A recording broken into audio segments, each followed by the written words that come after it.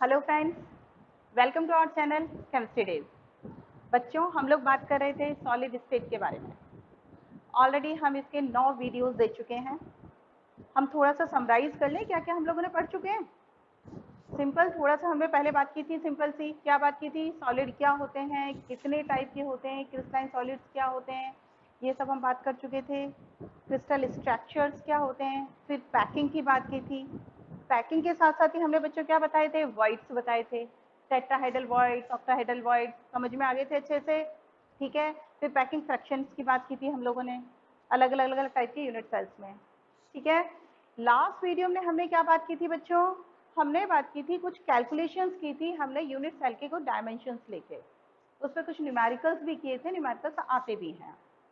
आ गए थे समझ में। आज बच्चों हम क्या बात करेंगे, हम बात करेंगे इम्परफेक्शंस इन द सॉलिड्स की बात करेंगे। तो बच्चों, मैं डॉक्टर संगीता गुप्ता, बने रहिए मेरे साथ। चलिए बच्चों, हम शुरू करते हैं। तो नेक्स्ट हेडिंग में आप डाल लीजिए imperfection in solids.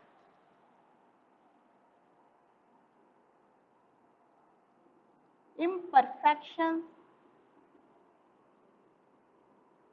in solids।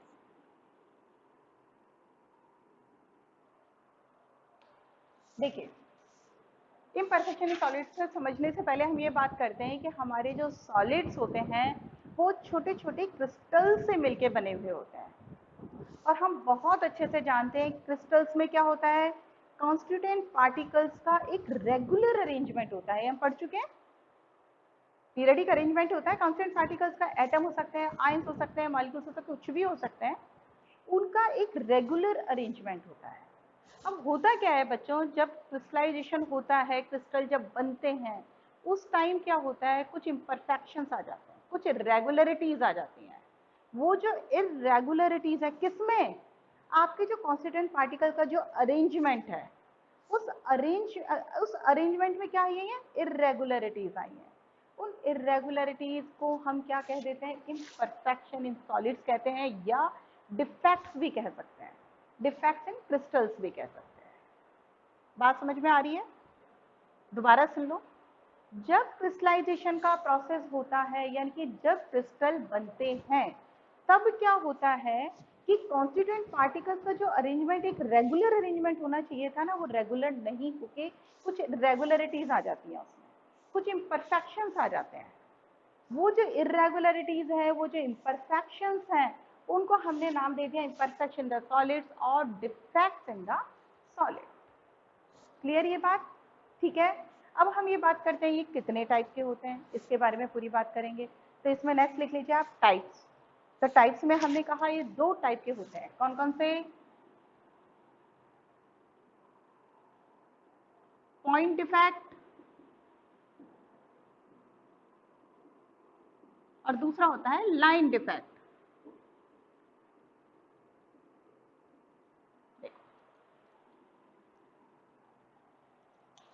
नाम से समझ में आ रहा है बच्चों कुछ, पॉइंट डिफेक्ट। पॉइंट का मतलब पर्टिकुलर कोई पॉइंट है, यानी कि वो जो पॉइंट है, वो जो एटम है, वो जो कॉन्स्टिट्यूएंट पार्टिकल है, उसकी चारों तरफ अगर कोई इरेगुलरिटी आती है, कोई इम्परफेक्शन आता है, कोई डिफेक्ट आता है, तो उसको हमने क्या नाम दे दिया, point defect. Clear? Line defect, अगर पूरी रो में इम्परफेक्शन आता है, इरेगुलरिटीज आ जाती है कंप्लीट रो में, तो उसको नाम क्या दे दिया हमने, लाइन डिफेक्ट। सीधी सी बात। क्लियर? लाइन डिफेक्ट हमारे कोर्स में नहीं है, हमारे कोर्स में है पॉइंट डिफेक्ट। तो हम बात किसकी करेंगे, पॉइंट डिफेक्ट की। पॉइंट डिफेक्ट का मतलब पर्टिकुलर जो भी एटम, कांस्टेंट पार्टिकल है, कोई पॉइंट है, उसकी चारों तरफ कोई इरेगुलरिटी आ रही है, उसको हमने बोल दिया पॉइंट डिफेक्ट। क्लियर बात? बहुत सिंपल है बच्चों, ये इंटरेस्टिंग भी बहुत है और सिंपल भी बहुत है। इसमें से छोटे छोटे कई सारे क्वेश्चंस बनते हैं, एक एक दो दो नंबर के बहुत क्वेश्चंस आते हैं। तो इसको ध्यान से पढ़ो और समझो इसको। बात करें पॉइंट इफेक्ट की, अब लाइन इफेक्ट की तो बात नहीं करनी है अपन को, किसकी बात करनी है, पॉइंट इफेक्ट की। तो नेक्स्ट पॉइंट ले लेते हैं अपन, पॉइंट इफेक्ट। अब हम बात करते हैं पॉइंट इफेक्ट कितने टाइप के होते हैं बच्चों, ये देख लेते हैं। चलो, पॉइंट इफेक्ट हमारे पास अगेन 3 तरह के होते हैं। कौन कौन से? First is the stoichiometric effect.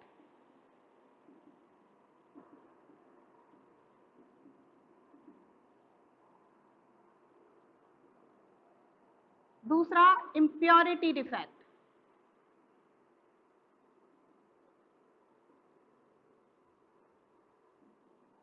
और तीसरा है नॉन स्टोकियोमेट्रिक।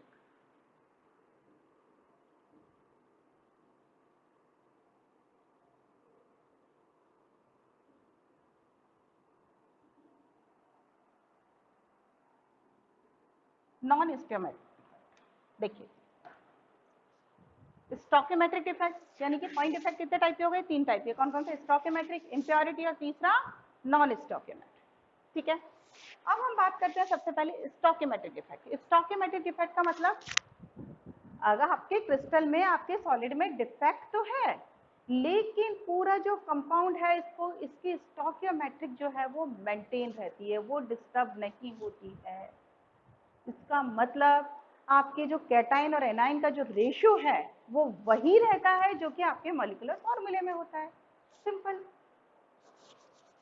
बात समझ में आ रही है? दोबारा समझो, स्टोकियोमेट्रिक डिफेक्ट का मतलब डिफेक्ट तो है, इरेगुलरिटी तो है कहीं ना कहीं सॉलिड में, क्रिस्टल में, लेकिन उस डिफेक्ट के कारण कैटाइन और एनाइन का रेशियो डिस्टर्ब नहीं हो रहा है। जब कैटाइन और एनाइन का रेशियो डिस्टर्ब नहीं हो रहा है, इसका मतलब क्या हुआ? स्टोकियोमेट्रिक जो है कंपाउंड की वो मेंटेन्ड है। कैटाइन एनाइन का रेशियो वही है जो कि उसके मॉलिक्यूलर फॉर्मूले में है। ठीक है, तो इसका मतलब क्या हुआ? ये वाला डिफेक्ट कौन सा डिफेक्ट कहलाता है? आपका स्टोकियोमेट्रिक डिफेक्ट कहलाता है। क्लियर? इम्प्योरिटी डिफेक्ट का मतलब हम आगे पढ़ेंगे इसको। इम्प्योरिटी डिफेक्ट का मतलब इम्प्योरिटी, किसी तरह की कोई इम्प्योरिटी आ गई उसके कारण डिफेक्ट है।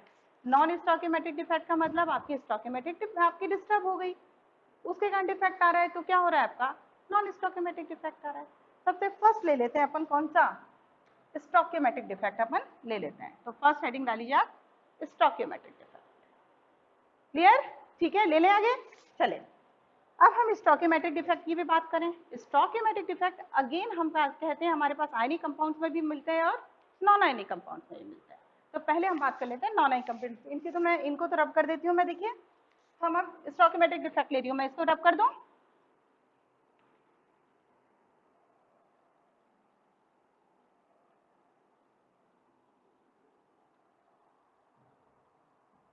हम ले लेते हैं कौन सा? स्टोकियोमेट्रिक डिफेक्ट।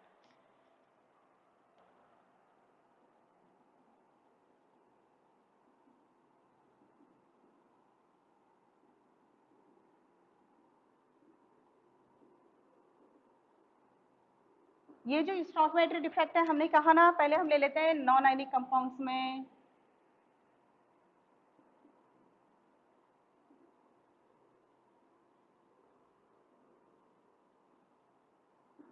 नॉन आयनिक कंपाउंड्स में ये दो तरह का होता है, वैकेंसी डिफेक्ट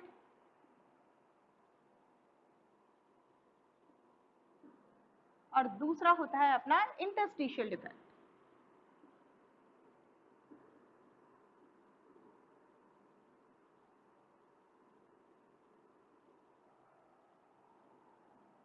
ठीक है,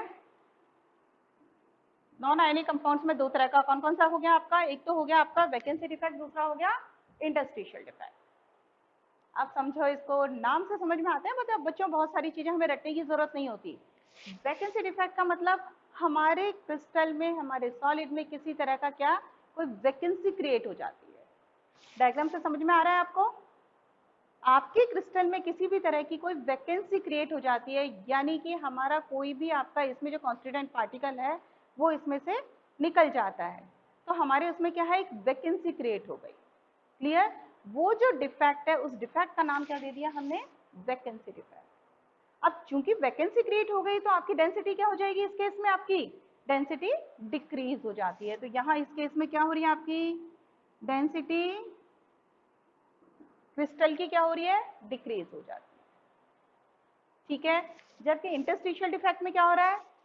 डायग्राम से समझ में आ रहा है बच्चों? इंटरस्टिशियल डिफेक्ट में क्या हो रहा है? यहाँ पर आपका कोई एक्स्ट्रा कॉन्स्टिट्यूएंट पार्टिकल है वो इंटरस्टिशियल स्पेसेस में आके एंटर हो जाता है, आपके आके आपका एडजस्ट हो जाता है। समझ में आ रहा है? कोई भी कॉन्स्टिट्यूएंट पार्टिकल एक्स्ट्रा आके आपके इंटरस्टिशियल स्पेसेस में आके वो सेटल डाउन हो जाता है। तो डेंसिटी इस केस में क्या हो जाती है बच्चों? बोलो, इंक्रीज हो जाती है। हो गई इंक्रीज। आ गया समझ में? वैकेंसी डिफेक्ट, इंटरस्टिशियल डिफेक्ट समझ में आ गया? डिफरेंस समझ में आ गया? करें आगे?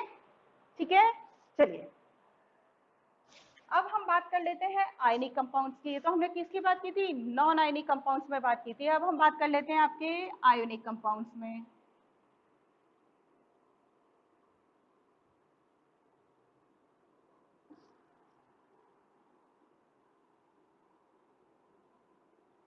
आयनिक कंपाउंड में अगेन दो तरह का होता है। कौन कौन सा होता है? एक तो होता है स्कोटकी डिफेक्ट,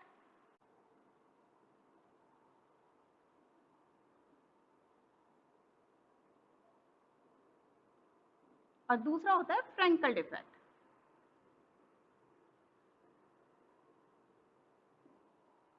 ठीक है, अब ये देखिए इनमें क्या डिफरेंस होता है। ये कौन से होते हैं? आयनिक कंपाउंड में होता है। स्कूट की डिफेक्ट और फ्रेंकल डिफेक्ट में क्या डिफरेंस है? डायग्राम से समझ में आता है। शॉर्ट की डिफेक्ट में क्या हो रहा है? आपका एक पेयर है, पेयर की पेयर मिसिंग हो जाता है। पेयर का मतलब कैटायन और एनाइन। अगर एक मिसिंग होता है तो क्या होगा? ये आयनिक कंपाउंड होगा। अगर एक मिसिंग होगा तो क्या हो जाएगा? स्टोइकियोमेट्रिक मेंटेन नहीं रहेगी, क्योंकि ये आयनिक कंपाउंड है। अगर कैटायन मिसिंग हो गया, एनाइन ज्यादा हो गया, तो स्टोइकियोमेट्रिक डिस्टर्ब हो गई आपकी, और वो होनी नहीं चाहिए। क्यों? क्योंकि ये हमारा स्टोइकियोमेट्रिक डिफेक्ट है। तो इसमें क्या होता है बच्चों की पूरा के पूरा पेयर मिसिंग होता है। तो यानी कि आपके क्रिस्टल में होल रह जाते हैं। होल भी कौन सा? पेयर ऑफ होल है। और किसके कारण हो रहे हैं वो? कैटाइन और एनाइन दोनों के मिसिंग के कारण हो रहे हैं। डेंसिटी क्या हो रही है आपकी? डिक्रीज हो जाती है। अब ये जो होल्स हो गए, होल के कारण क्या हो जाती है? इलेक्ट्रिकल कंडक्टिविटी इनकी इंक्रीज हो जाती है। क्लियर? और क्या होगा? ये किस तरह के कंपाउंड्स में आएंगे, किस तरह के क्रिस्टल्स में आते हैं जनरली? जिसमें कि कैटाइन और एनाइन की साइज करीब करीब बराबर हो। ठीक है, इसी बात को लिख लें अपन यहाँ पर। किस तरह का है देखिए बच्चों, इसमें हो क्या रहा है? होल्स होते हैं। तो लिख लीजिए चाहे तो आप इसमें पेयर ऑफ होल्स। ठीक है, पेयर ऑफ होल्स हैं। किसके कारण है? Due to the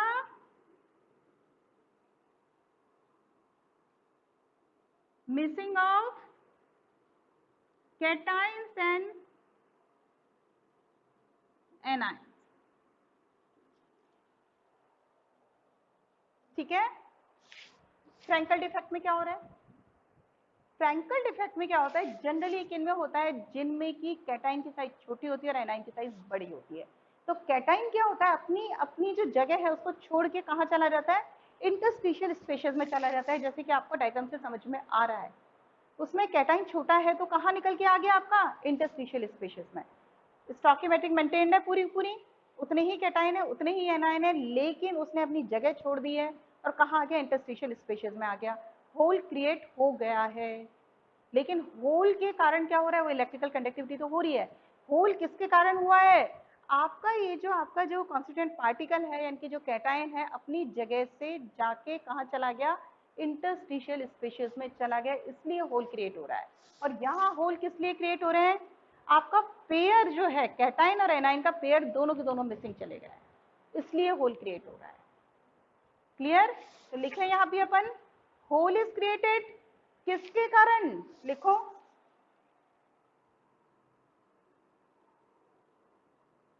whole is create due to the transferring of constituent particle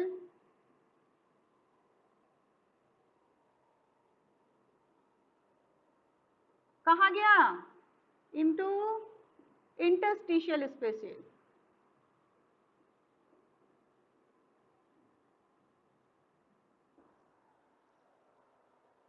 clear? एक चीज इसमें क्या होना चाहिए इस वाले डिफेक्ट में? आपके कैटाइन और एनाइन की साइज करीब करीब बराबर होती है, जबकि इसमें क्या होता है? इसमें मेजर डिफरेंस होता है। कैटाइन छोटा होता है और एनाइन बड़ा होता है, तो साइज में डिफरेंस होता है। क्लियर? एग्जाम्पल देख लें अपन इसके। इसके एग्जाम्पल लिख लीजिए, NaCl, KCl, एक्सेट्रा। NaBr लिख लो,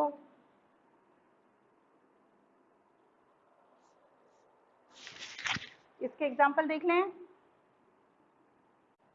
ZNS, AGBR एक्सेट्रा। आगे समझ में? बहुत अच्छे से समझ लो बच्चों, ये छोटे छोटे आपके क्वेश्चंस बनते हैं, इसमें एक एक नंबर, दो नंबर के। शॉर्टकट डिफेक्ट क्या होता है, फ्रैंकल डिफेक्ट क्या होता है, किसमें डेंसिटी कम होती है, जनरली इन पे पूछा जाता है कि वैकेंसी डिफेक्ट, और आपके इंटरस्टिशियल आपके MCQs आ जाते हैं, उसमें पूछा जाता है वैकेंसी डिफेक्ट या इंटरस्टिशियल डिफेक्ट में किसमें डेंसिटी डिक्रीज होती है, किसमें डेंसिटी इंक्रीज होती है। ये छोटी छोटी चीजें अगर हमारे कंसेप्ट क्लियर होंगे ना तो इजीली कर लेंगे इनको, ऐसे कोई बड़ी मुश्किल काम नहीं है, ये बहुत ही सिंपल एंड इंटरेस्टिंग है। क्लियर? आज के लिए बच्चों इतना ही। अपन नेक्स्ट लेक्चर में क्या करेंगे, अभी अपना क्या रह गया, इंप्योरिटी डिफेक्ट रह गया और दूसरा नॉन स्टोकियोमेट्रिक डिफेक्ट रह गया, उन दोनों को और क्लियर कर लेंगे अपन। ठीक है बच्चों, आई थिंक समझ में आ गया होगा बच्चों ये आपको। अगर अच्छा लगता है तो लाइक कीजिए, शेयर कीजिए और चैनल को सब्सक्राइब कीजिए। Thank you.